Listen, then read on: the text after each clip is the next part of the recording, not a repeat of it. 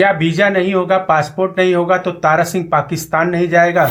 ये एक famous dialogue थी गदर मूवी में, जो सनी देओल ने पूरे पाकिस्तान को हिला कर रख दिया था जब उसने पाकिस्तान में एंट्री किया था बिना वीजा बिना पासपोर्ट के। इस मूवी में सनी देओल की जब एंट्री पाकिस्तान में होती है तो पाकिस्तान की धड़कनें वहां बढ़ जाती है और पूरा पाकिस्तान एकदम से बेचैन हो जाता है कि ये कौन आ गया। पाकिस्तान में घुसकर अपनी मासूका को ढूंढने के बाद तारा सिंह वहां से अपनी मासूका को सुरक्षित लेकर इंडिया पहुंच जाता है।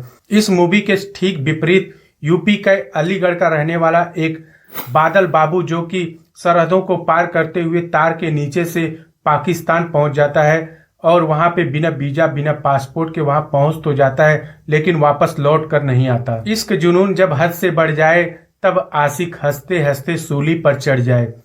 राम राम, आदाब, सत श्री अकाल। मेरा नाम अमर है और आप देख रहे हैं क्राइम स्टोरी। आज की कहानी बड़ी ही दिलचस्प है, जहां गदर मूवी में सन्नी देओल ने पूरे पाकिस्तान में खलबली मचा दी थी और अपने दम पर वो अपनी मासूका को वहां से लेकर पाकिस्तान से इंडिया आ गया था। और ये दूसरी जो सीमा हैदर है, जो पाकिस्तान की सरहदों को पार करके इंडिया में सचिन से मिलने के लिए आ गई थी अपने 3-4 बच्चों को लेकर। और सुनने में ये भी आया है कि अब वो सचिन के बच्चे की माँ भी बनने वाली है। आराम से इंडिया में रह रही है, पूरा एंजॉय कर रही है। उसको जो सीमा हैदर, उसको यहाँ कोई दिक्कत नहीं है। लेकिन यहाँ यूपी का एक रहने वाला जो बादल बाबू इसका नाम है, जो कि अलीगढ़ का रहने वाला है, वो कमाने खाने वाला एक दर्जी सिलाई का काम करता है। आज उसकी पूरी कहानी हम यहाँ पे समझेंगे। यूपी के अलीगढ़ के रहने वाले बादल बाबू, जो कि सोशल मीडिया के जरिए, फेसबुक के जरिए एक लड़की से इनको प्यार हो जाता है। वो भी लड़की यहाँ इंडिया की नहीं बल्कि वो रहने वाली होती है पाकिस्तान की। अब पाकिस्तानी लड़की से प्यार में इतने पागल हो जाते हैं कि इनके सर पर उस लड़की से मिलने का जुनून सवार हो जाता है कि कैसे भी करके उस लड़की से मुलाकात की जाए, उसको सरप्राइज दिया जाए। जैसे मूवी में सन्नी देओल इंडिया से पाकिस्तान पहुंचता है, सेम उसी तरह इन्होंने भी रास्ता अपनाया कि बिना वीजा बिना पासपोर्ट के वो इंडिया से पाकिस्तान पहुंचने के सारे जो भी जत्न होते हैं ये करना स्टार्ट कर देते हैं। दीपावली से लगभग 15-20 दिन पहले घर वालों को ये कहते हैं बादल बाबू कि मैं दिल्ली अपने पुरानी कंपनी में काम करने के लिए जा रहा हूँ। वहां से मुझे ऑफर आया है कि इस समय काम बहुत ज़्यादा चल रहा है, तुम यहाँ पे आ जाओ, तुम्हें और अच्छी पगार यहाँ पे दिया जाएगा। ये बातें जो बादल बाबू अपने घर वालों को बताते हैं और उसके बाद घर से वो अपना सामान वगैरह लेकर वहीं पर अपना पासपोर्ट एक बनवा कर रखे थे, जो 4-5 महीने पहले उन्होंने बनवाया था, जो घर वाले बता रहे हैं, उसको वहां छोड़ देते हैं। अपना आधार कार्ड, अपना पैन कार्ड घर पर ही छोड़कर वो दिल्ली के लिए रवाना हो जाते हैं घर से अपना सामान लेकर। अब वो लगातार सोशल मीडिया के जरिए अपनी जो उनकी गर्लफ्रेंड है उससे संपर्क में रहते हैं, हमेशा उससे हालचाल बातचीत हमेशा चलती रहती है। फिर अचानक उनके दिमाग में बादल सिंह के क्या सवार हो जाता है कि वो सरहद को पार करके कटीली तारों के नीचे से होते हुए वो पाकिस्तान में एंट्री कर जाते हैं। अब जब वो पाकिस्तान में पहुंचते हैं तब उनकी मुलाकात शायद उनके गर्लफ्रेंड से होती है या नहीं होती है, लेकिन सुनने में आया कि उनकी गर्लफ्रेंड जो होती है उनसे मिलने के लिए मना कर देती है कि तुम पाकिस्तान में क्यों आ गए, तुम तो मरोगे ही मरोगे, मुझे भी साथ में ले डूबोगे। इस तरह से वो उनसे बात करना बंद कर देती है बादल सिंह से। अब बादल बाबू पाकिस्तान तो पहुंच गए लेकिन लौटना भी उनके लिए आसान नहीं था। अब वो वहीं पर रह के किसी तरह से हाथ गोड़ जोड़कर किसी के घर में रहकर गुजारा करने लगते हैं, उसके यहाँ नौकरी करने लगते हैं। सोचते हैं कि शायद हो सकता है उनकी महबूबा पर उनको तरस आ जाए और वो मान जाए उनके साथ चलने के लिए इंडिया में, और इंडिया आकर वो शादी उससे रचा पाए। ऐसी उम्मीद के साथ वहीं पाकिस्तान में वो रुक जाते हैं।